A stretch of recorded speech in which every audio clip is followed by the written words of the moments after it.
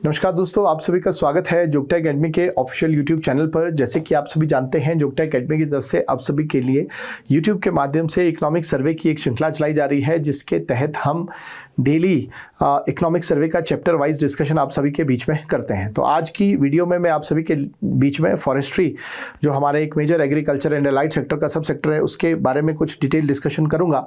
तो वीडियो को शुरू करने से पहले जुगटा एकेडमी की तरफ से की गई मेजर अनाउंसमेंट के बारे में आप सभी को बताना चाहता हूं कि जुगटा एकेडमी के फ्रेश फाउंडेशनल बैचेस शुरू होने वाले हैं। उनकी डेट को अनाउंस किया गया है। तो यहाँ पर जो शिमला के BCS सेंटर में बैच शुरू किया जा रहा है वो 15 मई को शुरू किया जाएगा। अगेन धर्मशाला और जो चंडीगढ़ के ब्रांचेस है वहाँ पर ये बैचेस जो है 23 मई को शुरू किए जाएंगे। बात करें कुछ स्पेशल फीचर्स की, तो यहाँ पर आपको फ्री ऑफ कॉस्ट जुगटा एकेडमी का जो HPGK का मटेरियल है वो प्रोवाइड किया जाएगा। अदर देन HPGK भी सभी सब्जेक्ट का जो स्टडी मटेरियल है वो आपको प्रोवाइड किया जाएगा। साथ में टेस्ट सीरीज भी दी जाएगी। आपको जो वीडियो के लेक्चर्स है, रिकॉर्डेड लेक्चर भी अवेलेबल करवाए जाएंगे। जो लेक्चर्स होंगे वो बाइलिंगुअल फॉर्म में होंगे। अगेन क्यों आप जुगटा एकेडमी को ही ज्वाइन करें, बिकॉज हमारे जो रिजल्ट है कंसिस्टेंटली बहुत अच्छे आ रहे हैं। Again guidance under the best teacher of the region. तो जुगटा एकेडमी में जो टीचर्स है, फैकल्टीज है, वो बहुत ज़्यादा एक्सपर्ट है अपनी अपने फील्ड में। सभी एक्सपर्टीज़ बहुत अच्छा है। तो उनके अंडर आप जो है एक गाइडेंस और मेंटरशिप के तहत इस एग्जाम को क्रैक कर सकते हैं। साथ ही साथ जो यहाँ पर स्टाइल है स्टडी का या फिर टीचिंग का जो स्टाइल है, वहाँ पर पूरे वीक के एंड में वीकली टेस्ट होता है। जितना भी आपको हफ्ते में पढ़ाया जाता है उसका वीकली टेस्ट होता है, और उसमें आपके जो ऑब्जेक्टिव टेस्ट के साथ साथ सब्जेक्टिव जो आपको आंसर प्रोवाइड किए जाते हैं। एंड अगेन उसके बाद सभी क्वेश्चन का डिटेल डिस्कशन भी किया जाता है। तो अगर आप इस बैचेस में ज्वाइन करना चाहते हैं तो आप टाइमली दिए गए नंबर पर कॉल करके रजिस्ट्रेशन करवा सकते हैं और 10% तक का डिस्काउंट भी अवेल कर सकते हैं। तो चलिए तो दोस्तों शुरू करते हैं। अगेन इससे पहले जो एनिमल हस्बेंड्री के MCQs ऑलरेडी हमने पिछले वीडियो में डिस्प्ले कर दिए हैं, तो उनके आंसर्स आपको यहां पर दिए गए। चलिए तो टॉपिक को शुरू करते हैं। तो हमारे पास एक मेजर टॉपिक है forestry, environment and water resource management. तो यहाँ पर सबसे पहले फॉरेस्ट्री एंड इन्वायरमेंट को ही हम कवर करेंगे। तो इसमें अगर हम फॉरेस्ट्री की बात करें, इन्वायरमेंट की बात करें, तो सबसे पहले ये हमारे कॉन्स्टिट्यूशन के अंदर मैंडेटेड है कि जो सरकारें हैं, जो गवर्नमेंट है, चाहे वो स्टेट लेवल की गवर्नमेंट है, सेंट्रल लेवल की गवर्नमेंट है, अंडर सेक्शन 48A उनको जो है एंडेवर्स या फिर प्रयास करते रहना चाहिए ताकि वो जो है अपने इन्वायरमेंट, पर्यावरण को या फिर अपने फॉरेस्ट और वाइल्ड लाइफ को कंजर्व प्रोटेक्ट कर सके।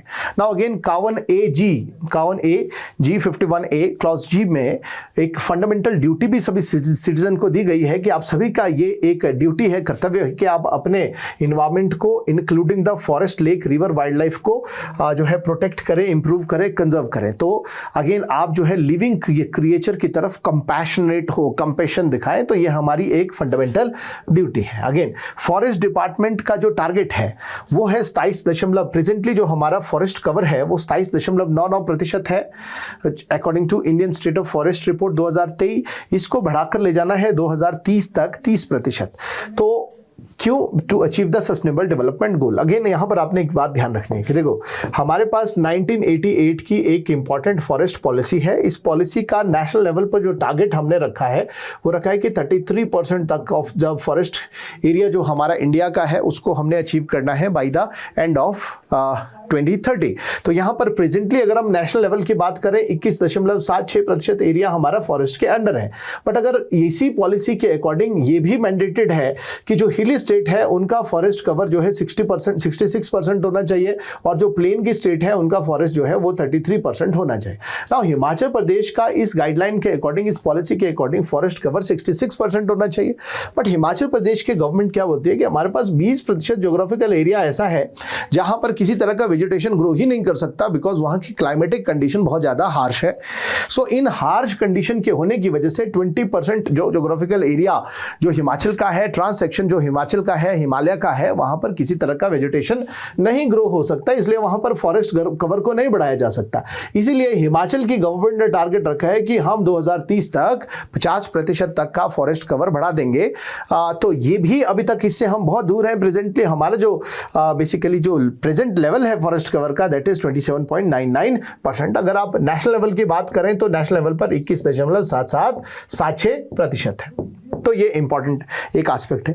अगेन चैंपियन एंड सेट की taxonomy, states taxonomy of forest, 1968 में चैंपियन और सेट ने एक क्लासिफिकेशन दी और उस क्लासिफिकेशन के अकॉर्डिंग हिमाचल प्रदेश में 8 मेन फॉरेस्ट कैटेगरीज है, 27 माइनर फॉरेस्ट टाइप की कैटेगरीज है।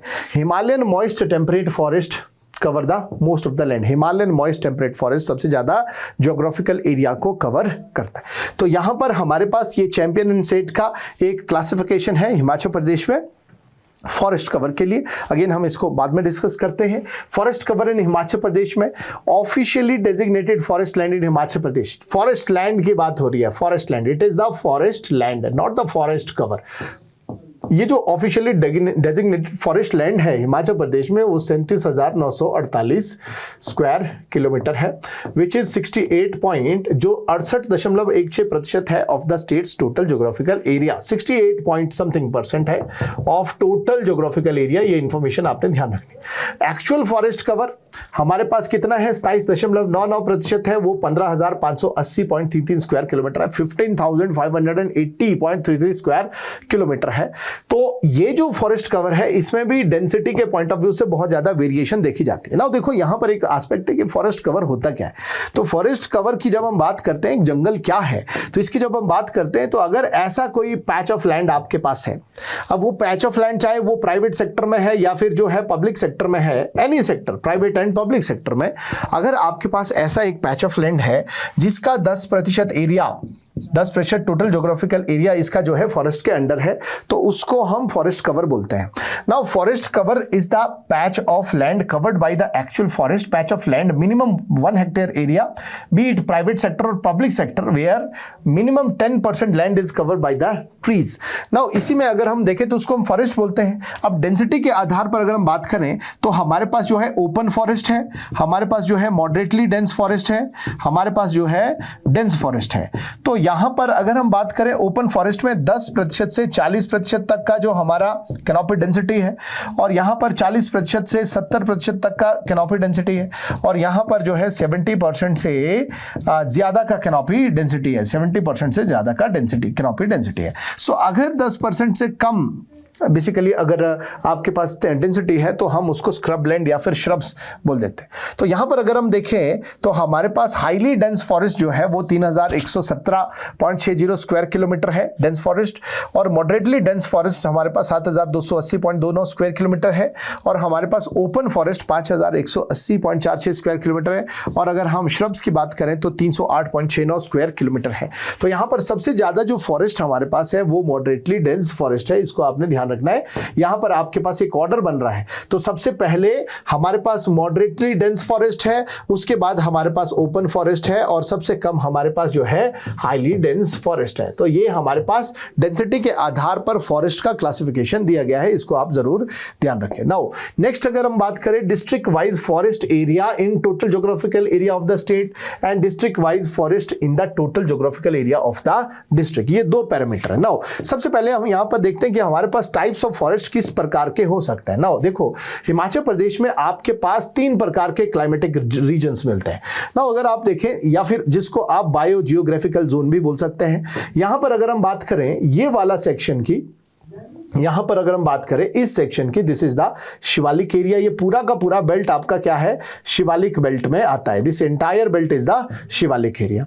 और अगर हम शिवालिक के बाद बात करें तो इस शिवालिक्स में क्या है, इससे नीचे वाला एरिया है, और उसके बाद ये वाला एरिया की अगर हम बात करें, ये पूरी की पूरी बेल्ट आपकी मिडल हिमालयन रेंजेस की बेल्ट है, जिसमें हम धौलाधार और पीर पंजाल के बारे में पढ़ते हैं। और इसके ऊपर हमारे पास ये वाला सेक्शन जो है ग्रेटर हिमालय वाला आ जाता है, पीर पंजाल वाला और ग्रेटर हिमालय वाला सेक्शन इस तरह से, और इसके साथ में ये वाला जो एरिया है ये जास्कर वाला एरिया है। Now this is the trans section of Himalaya, इस तरह का रीजन है। तो यहां पर अगर हम इसको इस तरह से भी डिवाइड करें तो हमारे पास रेनफॉल की वेरिएशंस भी आ जाती है। तो ये जो वेरिएशंस है, ये जो चेंजेस है, इस तरह से जब आप देख रहे हैं तो टेम्परेचर रिड्यूस होता है। जैसे ही आप शिवालिक से ऊपर जाते हैं तो टेम्परेचर रिड्यूस होता है। तो टेम्परेचर के आधार पर आपके पास जो वेजिटेशन होगी वो भी चेंज होगी। यहां पर आपके पास सब ट्रॉपिकल वेजिटेशन होगी या फिर सब माउंटेन वेजिटेशन वेजिटेशन होगी। यहाँ पर आपके पास चीर पाइन हो सकता है, पॉपुलर, यूकलिप्टस, ब्रॉडलीफ का हार्डवुड ट्रीज हो सकते हैं। यहाँ पर आपके पास इस तरह की वेराइटीज होगी और साल हो सकता है। यहाँ से ऊपर की तरफ जब आप जाते हो तो ये मिडिल सेक्शन वाला एरिया जिसमें आपका कांगड़ा की धौलाधार की पहाड़ियाँ आ जाती है, कुल्लू और मंडी की धौलाधार की पहाड़ी आ जाती है, कुल्लू की जो पीर पंजाल की पहाड़ी आती है, किन्नौर तक का ये पूरा का पूरा area, this entire belt lies in mid Himalayan zone, temperate zone में, वार्म टेम्परेट जोन में ये एरिया लाई करता है। और इस जोन में जो आपके पास वेजिटेशन होगी that will be true temperate vegetation, softwood का वेजिटेशन होगा, बिकॉज विंटर के दौरान यहाँ पर जो है स्नोफॉल भी होता है तो कॉनिफर ट्रीज होंगे। अगेन अगर आप इससे भी ऊपर की तरफ जाओ तो ये ट्रांस सेक्शन ऑफ हिमालय है। अब ट्रांस सेक्शन ऑफ हिमालय में जब आप वेजिटेशंस देखते हो तो यहाँ पर आपके पास कोल्ड टेम्परेट का वेजिटेशन होगा, अल्पाइन वेजिटेशन होगा, और अल्पाइन वेजिटेशंस के साथ ही अगर आप देखो तो ट्रांस सेक्शन में एक एरिया ऐसा भी है जहां पर कोई वेजिटेशंस आपको देखने को नहीं मिलता, तो या फिर बारिश के बहुत कम होने की वजह से यहाँ पर आपके पास कुछ इस तरह का ट्री देखने को मिलता है। यहाँ पर आपके पास चिलगोजा देखने को मिलता है, यहाँ पर आपके पास जो है चिनार देखने को मिलता है, यहाँ पर आपके पास एक जो है आपका मैपल देखने को मिलता है। इस तरह के ट्रीज देखने को मिलते हैं। देखो टेम्परेचर के डिक्रीज होने के साथ साथ जैसे जैसे आप ऊपर की तरफ जाते हैं टेम्परेचर के घटने की वजह से वेजिटेशन में एक सक्सेशन दिखता है। सबसे नीचे ट्रॉपिकल वेजिटेशन होती है, सब ट्रॉपिकल वेजिटेशन और टेम्परेट वेजिटेशन होती है, अल्पाइन वेजिटेशन होती है। बहुत ऊंचाई पर ट्री लाइन से ऊपर आपको अल्पाइन पास्चर लैंड मिडोज देखने को मिलते हैं। और उसके बाद जब आप यहां बीच वाले एरिया में होते हैं तो यहां पर आपको टेम्परेट, शिमला वाले एरिया में टेम्परेट कॉनिफर ट्रीज, स्प्रूस या फिर देवदार या फिर ब्लू पाइन, इस तरह का वेजिटेशन देखने को मिलता है। सब ट्रॉपिकल में आपको जो वेजिटेशन देखने को मिलता है इसमें आपको चीड़ पाइन देखने को मिलता है अगर बारिश थोड़ा कम हो गया। अगर बारिश थोड़ा ज्यादा है तो फिर आपके पास जो है साल के ट्रीज, पॉपुलर के ट्रीज, यूकालिप्टस के ट्री, ये सब देखने को मिलता है। सो हमारे पास ब्रॉडली अगर हम बात करें तो हमारे पास जो ट्रीज है वो किस प्रकार के हैं। हमारे पास जो ट्रीज है वो है सब, फर्स्टली अगर हम देखें तो सब माउंटेन, सब ट्रॉपिकल ट्रीज है, माउंटेन टेम्परेट फॉरेस्ट है, अल्पाइन, सब अल्पाइन वेजिटेशन है, ट्रांस हिमालयन वेजिटेशन हमारे पास है। सो ट्रांस हिमालयन वेजिटेशन यहां पर होगी, अब टेम्परेट वेजिटेशन यहां पर होगी, सब ट्रॉपिकल वेजिटेशन यहां पर होगी, सब माउंटेन वेजिटेशन यहां पर होगी। समझ आए? तो ये हमारे पास वेराइटी ऑफ वेजिटेशन है जो क्लाइमेट और रेनफॉल के साथ चेंज होती रहती है। सो यहाँ पर वेट सब ट्रॉपिकल होंगे, इस साइड को जो है आपके मॉइस्ट सब ट्रॉपिकल हो सकते हैं, सब माउंटेन हो सकते हैं।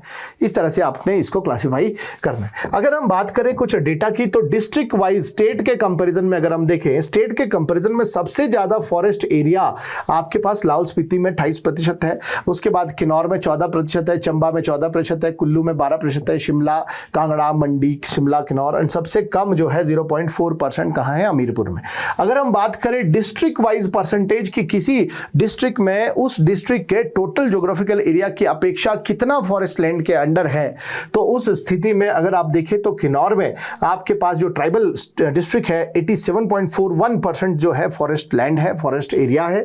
और उसी के बाद अगर हम बात करें तो हमारे पास दूसरे नंबर पर जो है चंबा है, 84.68% है।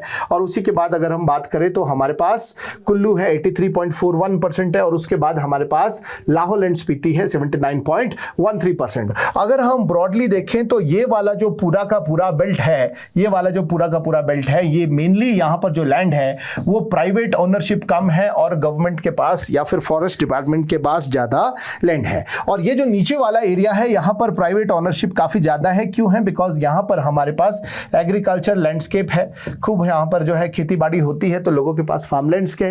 तो यहाँ पर जो हमारा फॉरेस्ट की जो एरिया है, फॉरेस्ट का एरिया है, कंपैरेटिवली शिवालिक्स या फिर जो लोअर मिडिल हिमालय की जो पहाड़ियां हैं, रीजन्स है, जैसे शिमला है, मंडी है, कांगड़ा है, यहाँ पर जो फॉरेस्ट एरिया है स्लाइटली कम है, शिवालिक्स में तो बहुत ही कम है। सोलन में 32.33%, सिरमौर में 42%, बिलासपुर में 29%, ऊना में, कांगड़ा में। तो ये आपके पास एक कंपैरिजन है। ठीक है जी, चलिए हम नेक्स्ट की तरफ चलते हैं। तो हमारे पास एक इंपॉर्टेंट इंफॉर्मेशन है, contribution and growth of forestry and logging. तो फॉरेस्ट्री एंड लॉगिंग एक ऐसा सेक्टर है जहां पर फार्मर इन्वॉल्व है फॉरेस्ट्री में। इसको सिल्वीकल्चर भी बोला जाता है। इसको गवर्नमेंट इनकरेज कर रही है दो कारणों से, एक तो फार्मर की इनकम को बढ़ाना है और दूसरा इंपॉर्टेंट कारण है ट्रेडिशनल जो फॉरेस्ट है उन पर जो प्रेशर पड़ रहा है उसको रिड्यूस करना है। तो उसके लिए गवर्नमेंट एज ए पॉलिसी इसको इनिशिएट कर रही है। 1988 की फॉरेस्ट पॉलिसी में जो है अर्बन फॉरेस्ट्री या फिर कम्युनिटी फॉरेस्ट्री या फिर एग्रो फॉरेस्ट्री को प्रमोट किया गया है, जिसमें कम्युनिटी को प्रमोट किया जाता है, इंकरेज किया जाता है कि वो सिल्वी कल्चर या फिर फॉरेस्ट्री को ज्यादा बढ़ावा दे। जहां पर बाहर के एरिया में मेड पर जो है, खेत के मेड पर जो है हम लोग पेड़ों को उगाते हैं और उनका purpose ecological conservation, ecological sustainability नहीं होता है। उनका पर्पस होता है कि जो मार्केट है उनका टिम्बर से रिलेटेड जो डिमांड है उसको कैटर करना। इससे फार्मर की इनकम भी बढ़ती है और जो ट्रेडिशनल फॉरेस्ट है उस पर जो प्रेशर है वो भी रिड्यूस होता है। तो यहीं पर अगर हम बात करें इस सेक्टर की, तो इस सेक्टर में हमारे पास फाइनेंशियल ईयर 2024-25 में करंट प्राइसेस के ऊपर जो टोटल वैल्यू ऐड हुआ है इस सब सेक्टर के द्वारा वो है 6,724 करोड़ रुपए, ठीक है, विच इज अकाउंटेड फॉर 21। जो gross value addition agriculture and allied sector के 21% के बराबर है और स्टेट के ग्रॉस वैल्यू एडिशन की बात करें तो 3.10% है। इसको हमने ऑलरेडी कवर किया गया। नाउ कांस्टेंट प्राइस की बात करें तो इसमें जो वैल्यू है वो लगभग जो है 5,105 करोड़ की हुई है फाइनेंशियल ईयर 23-24 में, और जबकि अब ये थोड़ी सी बढ़ करके 2024-25 में, फाइनेंशियल ईयर 2024-25 में ये 5,310 करोड़ के आसपास हुई है। तो इसमें 205 करोड़ का ओवर दीज ईयर्स 205 करोड़ का हमें इंक्रीज देखने को मिल रहा है। एडवांस एस्टिमेट के अकॉर्डिंग जो फॉरेस्ट्री एंड लॉगिंग सेक्टर है, ये जो सिल्वी कल्चर सेक्टर है, इसके एक्सपेक्टेड है कि ये जो 4% की ग्रोथ के साथ आगे की तरफ बढ़ेगा, 4% की ग्रोथ को अचीव करेगा in the financial year 2024-25। Now अगर हम बात करें forest classification bye legal status area square wise, हमारे पास ये एक इंफॉर्मेशन दी गई है। तो रिजर्व फॉरेस्ट है, टोटल फॉरेस्ट है बिलासपुर में। अगर हम बात करें तो टोटल का हमारे पास रिजर्व फॉरेस्ट 1883 स्क्वायर किलोमीटर के आसपास है, और इसमें अगर हम सबसे ज्यादा रिजर्व फॉरेस्ट की बात करें तो वो हमारे पास कहां पर है, सबसे ज्यादा वो सिरमौर में है, और इस तरह से आप इस ऑर्डर को देख सकते हैं। उसके बाद हमारे पास चंबा में है और उसके बाद हमारे पास कुल्लू में है। और अगर हम टोटल फॉरेस्ट की बात करें तो टोटल हमारे पास जो फॉरेस्ट है वो सबसे ज्यादा हम देखेंगे तो यहां पर सबसे ज्यादा हमारे पास है लाहौल स्पीति में 10,953 स्क्वायर किलोमीटर, और उसके बाद आप इस ऑर्डर को कंसीडर कर सकते हैं। उसके बाद हमारे पास 5,595 कुल्लू में है, and this is the order, आप इसको कंसीडर कर सकते हैं। चलिए नेक्स्ट की तरफ हम जाते हैं। तो हमारे पास सबसे कम जो फॉरेस्ट एरिया है वो हमारे पास 212 स्क्वायर किलोमीटर है, सिर्फ और सिर्फ कहाँ है, उन्ना में, क्योंकि उन्ना में अगेन दून्स है, तो ये एग्रीकल्चर लैंडस्केप के कारण यहाँ पर फॉरेस्ट एरिया कम है। Now government initiatives for forestry के लिए गवर्नमेंट के क्या क्या इनिशिएटिव्स है इसको हम देखते हैं। सो अगेन इनिशिएटिव्स क्या होंगे, सबसे पहले तो compensatory afforestation fund management planning authority. तो ये हमारे पास एक अथॉरिटी है, compensatory afforestation fund management and planning authority. पहले इसको नेशनल लेवल पर 2002 में बनाया गया है और रिसेंटली 2016 में इसको statutory recognition compensatory Campa act को इनेक्ट करके नेशनल लेवल पर प्रोवाइड कर दी गई है। नाउ कैंपा का मुख्य उद्देश्य क्या है, देखो हमारे पास एक एक्ट है, forest conservation act, forest conservation act 1980 हमारे पास है। इस एक्ट का मुख्य उद्देश्य क्या है कि जो फॉरेस्ट की लैंड है उसको नॉन फॉरेस्ट पर्पसेस के लिए डाइवर्जन जो इसका हो रहा है उसको रोकना है ना। तो to stop the diversion of forest land for the non forest purposes is the main motto of this forest conservation act 1980। तो इसी एक्ट में जो हमारे पास जो मेजर जो ऑब्जेक्टिव है उनको अचीव करने के लिए 2002 में इस काम्पा अथॉरिटी को एस्टेब्लिश किया गया और 2016 में इसको एक स्टैट्यूटरी रिकॉग्निशन दी गई। तो इसका मुख्य उद्देश्य यही है, कंपनसेटरी एफॉरेस्टेशन को करना। मतलब अगर किसी पर्पस के लिए कोई पेड़ पौधों को काटा जाता है तो ये इंश्योर करना कि उससे 10 गुना ज्यादा फॉरेस्ट कहीं और जगह पर लगा दिया जाए, कंपनसेटरी एफॉरेस्टेशन किया जाए। यहां पर नेशनल एफॉरेस्टेशन हमारे पास एक प्रोग्राम है नेशनल अफॉरेस्टेशन प्रोग्राम है, 2002 में इसको लाया गया है। और उसके बाद हमारे पास एक important national mission for green India, ये national action plan on climate change national level का प्लान है, उसके तहत 2014 में इसको शुरू किया गया था। तो ये कुछ एक इंपॉर्टेंट प्रोग्राम है जिसको हम हिमाचल प्रदेश में शुरू कर रहे हैं, किसके लिए? फॉरेस्ट के कंजर्वेशन के लिए। फाइनेंशियल ईयर 2024-25 में जो हमारे पास प्लांटेशन टारगेट है वो 8000 हेक्टेयर का है, including Campa and centrally sponsored scheme. ठीक है, तो जो टारगेट सेट किया गया है under this Campa and centrally sponsored scheme, उसको रखा गया है 8000 हेक्टेयर, जिसका जो है 6715 हेक्टेयर जो है ऑलरेडी हमने अचीव कर दिया है, और बाकी हम 31 मार्च 2025 तक अचीव करने वाले हैं। फॉरेस्ट मैनेजमेंट की अगर हम बात करें तो forest are vulnerable to risk. Forest में आग लगने की संभावना है, अनऑथोराइज्ड इलीगल लॉगिंग की जाती है, इंक्रोचमेंट है, अदर फॉरेस्ट रिलेटेड ऑफेंसेस भी फॉरेस्ट में होते रहते हैं। Forest protection is being strengthen, इसको हम स्ट्रेंथन कर रहे हैं किस तरीके से? टेक्नोलॉजी, सीसीटीवी का, इलेक्ट्रॉनिक सर्वेलेंस का यूज हम कर रहे हैं ताकि फॉरेस्ट से रिलेटेड जो ऑफेंसेस होते हैं उनको हम कर पाए। फायर फाइटिंग इक्विपमेंट्स एंड जो टेक्नोलॉजीज है उनको हम इंट्रोड्यूस कर रहे हैं सभी फॉरेस्ट डिविजन्स में, ताकि मेजर जो फॉरेस्ट फायर होती है उसको कंट्रोल किया जाए। सेंट्रली स्पॉन्सर्ड स्कीम में forest fire prevention and management scheme and state scheme, namely forest fire management scheme is being. तो हमारे पास एक सेंट्रल स्पॉन्सर्ड स्कीम है फॉरेस्ट फायर प्रिवेंशन के लिए, तो ये स्कीम को हम बोलते हैं फॉरेस्ट फायर मैनेजमेंट स्कीम, इसको स्टेट में लागू किया गया है। तो यहीं पर हम नेक्स्ट की तरफ चलते हैं। तो experimental silviculture felling subsidiary silviculture operation.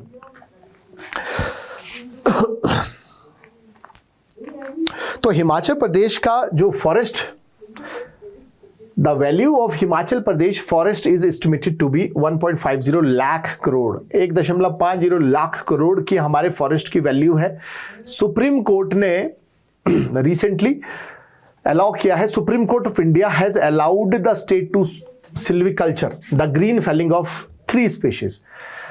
तो सिल्वीकल्चर क्या है? जहां पर हम पेड़ों को फेल कर सकते हैं फॉर व्हाट पर्पसेस? फर्नीचर या फिर फाइबर, इस तरह के डिमांड को कैटर करने के लिए। तो सुप्रीम कोर्ट ने खैर, चील और साल के पेड़ों को गिराने की जो है अनुमति दी है। कितनी रेंजेस में? 3 रेंजेस में, नूरपुर रेंज में, भराड़ी रेंज जो बिलासपुर में है, और पोंटा रेंज जो आपके पोंटा फॉरेस्ट डिवीजन में है। कुछ न्यू स्कीम्स की बात करें तो मुख्यमंत्री वन विस्तार हमारे पास एक स्कीम है। इस स्कीम को अगस्त 2023 में लागू किया गया है, लॉन्च किया गया है। तो ग्रीन कवर को एक्सपेंड करना है, अगेन फॉरेस्ट इकोसिस्टम सर्विसेज के साथ साथ लाइवलीहुड अपॉर्चुनिटीज को हमने बढ़ाना है लोकल लोगों के लिए। अंडर दिस योजना plantation over 5 hectare of barren forest land is being carried out. तो बैरन लैंड को हम 500 हेक्टेयर तक की बैरन लैंड में हम अफॉरेस्टेशन कर रहे हैं। 2024-25 में मुख्यमंत्री वन विस्तार योजना 2023 में, अगस्त 2023 में इसको लागू किया गया, लॉन्च किया गया। Engaging of one Mitra scheme को गवर्नमेंट ऑफ हिमाचल प्रदेश ने अक्टूबर 2023 में लॉन्च किया।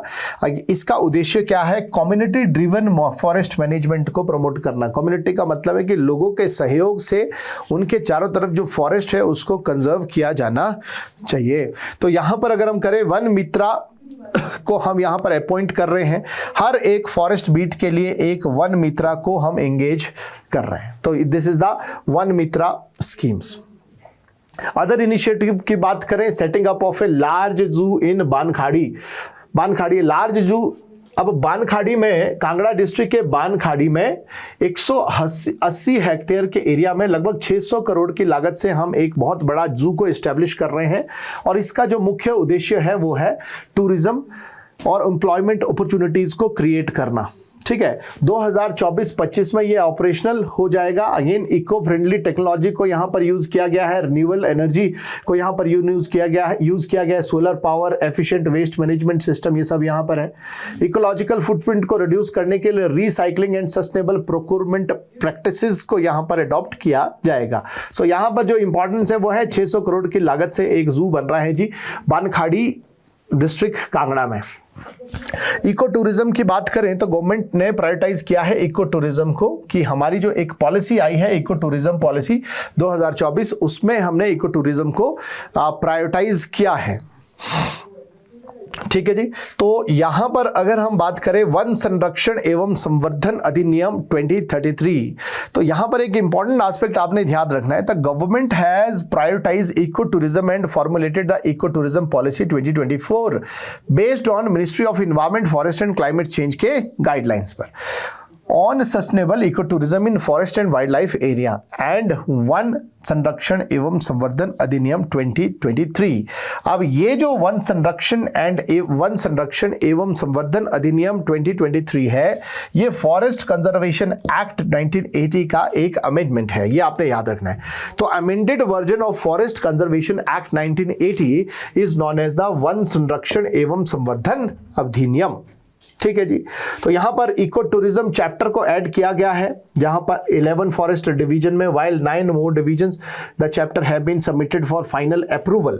Now operators have been finalized for 2 ecotourism sites. 2 ecotourism site में जो ऑपरेटर्स है उनको फाइनलाइज किया गया है, जिसमें एक आपकी शोघी कैंपिंग साइट है शिमला में, दूसरी पॉटर हिल जो आपके पास कैंपिंग साइट है ये है शिमला में। दोनों ही साइट शिमला में है। तो इको टूरिज्म के पॉइंट ऑफ व्यू से इन दोनों साइट्स को आपने ध्यान रखना है।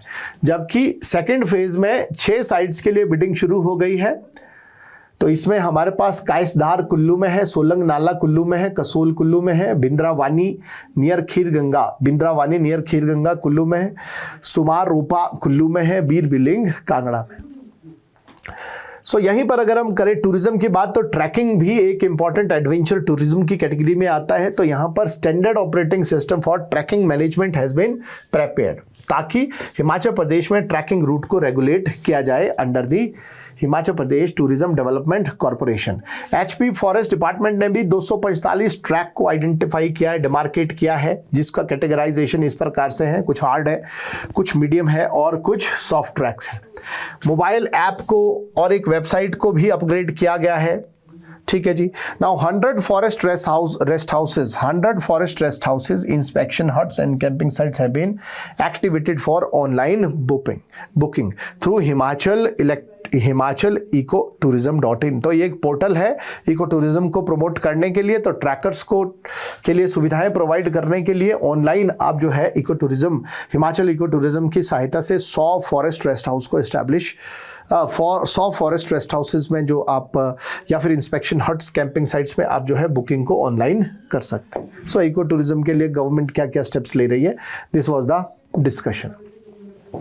नाउ अगर हम बात करें नेक्स्ट इंपॉर्टेंट एस्पेक्ट की, Himachal Pradesh forest ecosystem climate proofing project. देखो यहां पर हमारे पास कुछ प्रोजेक्ट KFW जर्मनी की तरफ से आ रहे हैं, कुछ प्रोजेक्ट हमारे पास जाइका की तरफ से आ रहे हैं, कुछ प्रोजेक्ट हमारे पास जो है वर्ल्ड बैंक की तरफ से आ रहे हैं। तो सभी प्रोजेक्ट का एक जो मेन मुद्दा है वो क्या है, हिमाचल प्रदेश में फॉरेस्ट इकोसिस्टम को बढ़ावा देना, ताकि इससे क्लाइमेट प्रूफिंग हो पाए, क्लाइमेट चेंज के लिए रेजिलियंस जनरेट हो पाए।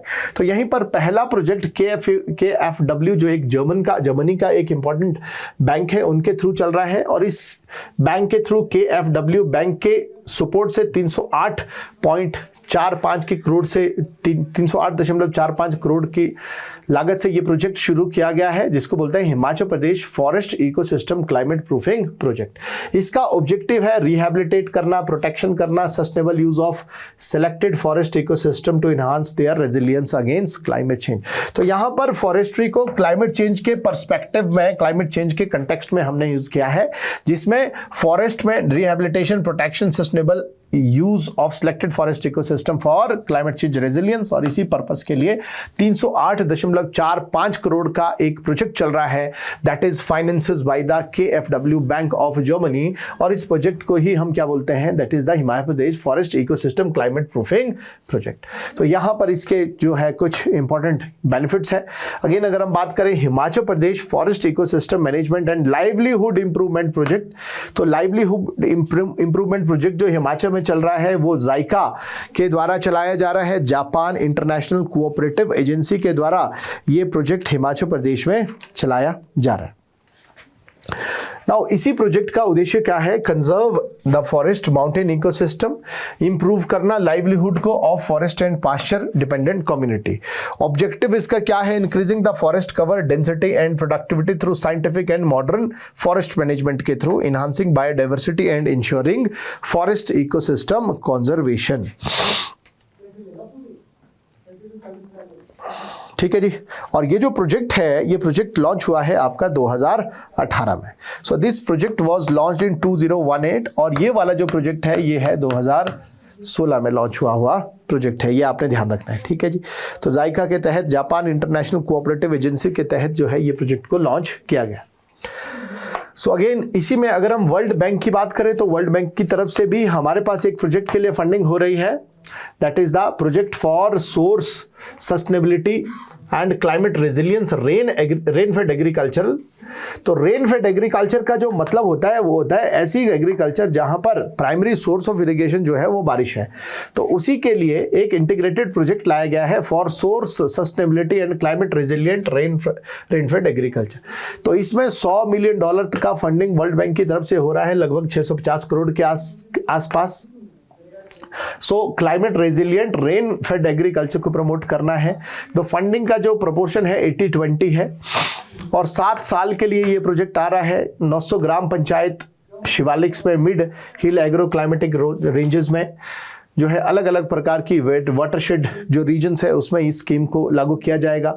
इसके तहत जो है हमारे पास इस प्रोजेक्ट में क्या क्या है, कॉम्प्रिहेंसिव ट्रीटमेंट होगी of 2 lakh hectare of non arable land. जो अभी तक खेती बाड़ी जहां नहीं की जा रही है पानी की कमी की वजह से, वहां पर हम कॉम्प्रिहेंसिव ट्रीटमेंट करेंगे 2 lakh hectare of non arable land and 0.20 lakh hectare of arable land. तो यहाँ पर जो एग्जिस्टिंग कल्चरेबल जो लैंड है उसको एक्सपेंशन करना और उसी के तहत नया 2 लाख हेक्टेयर का नॉन अरेबल लैंड को हम जो है यहाँ पर ट्रीट करेंगे और एग्जिस्टिंग जो अरेबल लैंड है 0.2 लाख हेक्टेयर उसको हम ट्रीट करेंगे।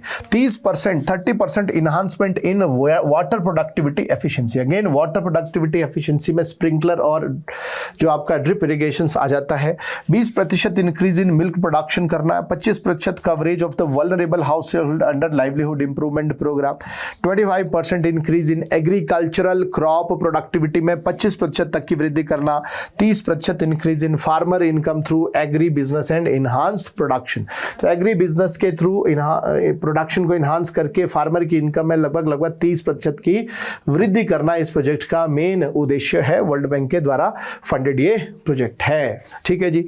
नाउ नेक्स्ट अगर हम बात करें तो हमारे पास environment, forestry and wild life में बेसिकली क्यों ये एरिया बहुत इंपॉर्टेंट है, why this area is so significant basically.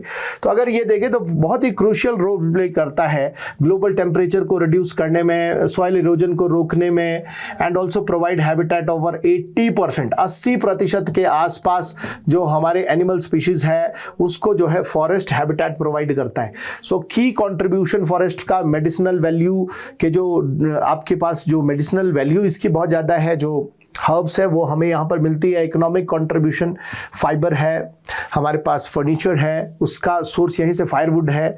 Environmental protection है, biodiversity conservation, ecological balance, soil fertility, ये सब जो है फॉरेस्ट या फिर जो वाइल्ड लाइफ है इसके थ्रू ही पॉसिबल हो पाती है। Now government is committed to protect and improving the environment and wild life, establish wildlife sanctuary and national park and enhancing wildlife habitat to safeguard endangered bird and animal species. Clear है जी। So these are some of the important जो aspect है हमने discuss किए हैं हिमाचल प्रदेश के forest या फिर वाइल्ड लाइफ से रिलेटेड। इसी के बाद अगर हम नेक्स्ट देखें तो हमारे पास एक इम्पॉर्टेंट इनिशिएटिव और है, initiative for of department of environment, science, technology and climate change, DEST-CC।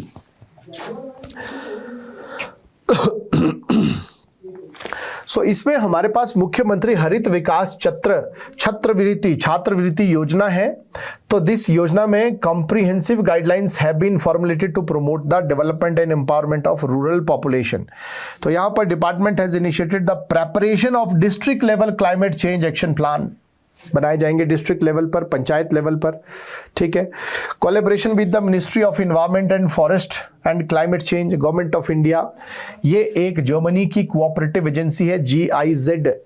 ठीक है। इन सब के कोऑपरेशन से इस प्लान को शुरू किया जा रहा है। That is the initiative of department of environment, science, technology and climate change. GIS based mining monitoring, 2 crore proposal has been formulated to develop GIS based application for real time purposes. सो ये सब हमारे पास कुछ इंपॉर्टेंट प्रोग्राम्स थे जिनको हमने cover कर दिया है। अगेन आप इस सब टॉपिक को खुद भी कवर कर सकते हैं जी। प्लास्टिक वेस्ट मैनेजमेंट की बात यहां पर की जा रही है। द हिमाचल प्रदेश में non biodegradable garbage control act 1995 चल रहा है। This is the primary act जिसको स्ट्रिक्टली इंप्लीमेंट किया जा रहा है ताकि जो है प्लास्टिक और थर्मोकोल के आइटम को जो है रेगुलेट, रिसाइकल किया जा सके, उनके यूज को रेगुलेट किया जा सके। Plastic waste buy back policy Himachal Pradesh में चल रही है। इसके तहत हिमाचल प्रदेश में 75 रुपये प्रति किलो के हिसाब से प्लास्टिक वेस्ट को प्रोक्योर किया जा रहा है। And additionally 2 lakh rupees has been released to the $2 lakh has been released to the Municipal Corporation Shimla for on-spot payments to the plastic waste. Again, ये प्लास्टिक वेस्ट मैनेजमेंट है। जो भी हमारे पास नॉन बायोडिग्रेडेबल वेस्ट जनरेट होता है उसको procure करने के पॉइंट ऑफ व्यू से, साथ ही साथ उसको टाइमली रिसाइकल करने के पॉइंट ऑफ व्यू से हमारे पास ये एक प्लास्टिक मैनेजमेंट प्लान है। अगेन आपने यहाँ पर सिर्फ ये याद रखना है, Himachal Pradesh non biodegradable garbage control act 1995। इस एक्ट के तहत बेसिकली जो रेगुलेशन है प्लास्टिक के यूज का, थर्मोकोल के यूज को जो है रेगुलेट किया जाता है सिंपली बस।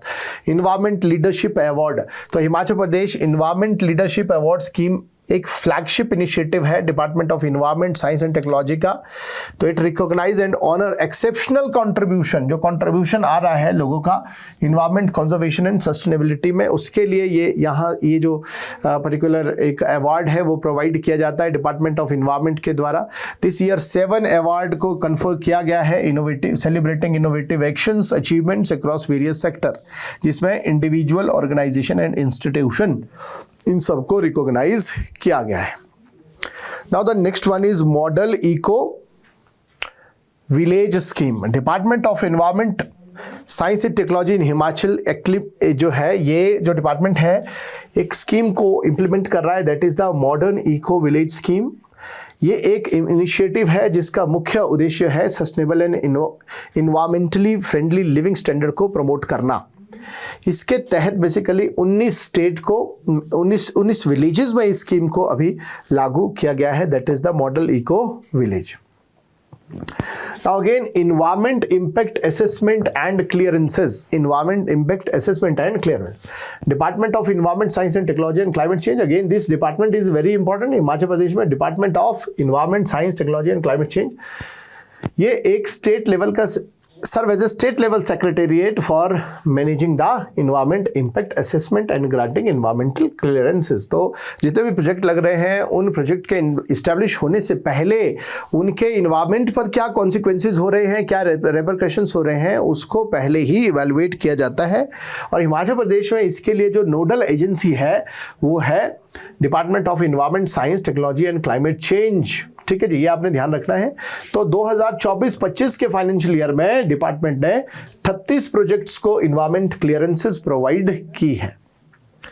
Now the climate adaptation and finance in rural India, SAFRI full form आपसे पूछा जा सकता है, climate adaptation and finance in rural India.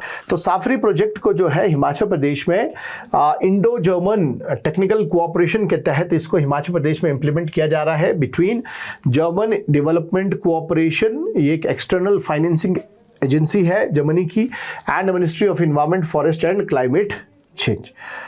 Now यहीं पर अगर हम देखें, इसमें about 10 million euros is allocated for adaptive capacity development, targeting approximately 5,000 women farmer in drought prone and climate vulnerable area of the state।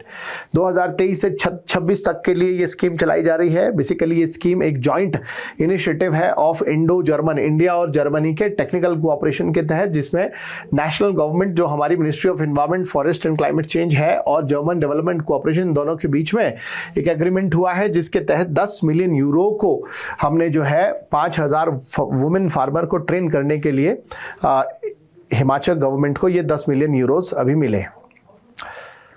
Now GIZ has extended technical support to Government of Himachal Pradesh for implementing agriculture, horticulture mission and water mission under State Action Plan on Climate Change. So now Himachal Pradesh Council for Science, Technology and Environment, HIMCOSTE. So HIMCOSTE एक important संस्था है, agency है, that was establish in 1986.